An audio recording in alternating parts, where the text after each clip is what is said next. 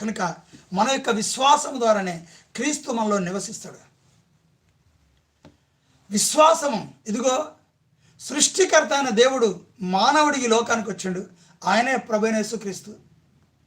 ఆయన ఆత్మ మనలో నివసిస్తేనే మన దేహము పరిశుద్ధంగా ఉంటుంది అని ఎవరైతే విశ్వసిస్తారో,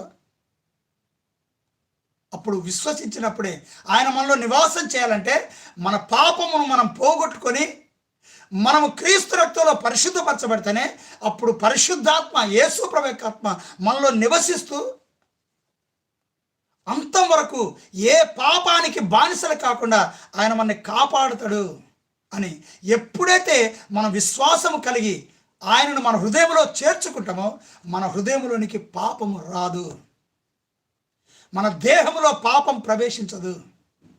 అప్పుడు మన ఆత్మ దయగల మాటలు మాట్లాడటానికి, పరిశుద్ధమైన మాటలు మాట్లాడటానికి మన యొక్క నోరు, మన దేహము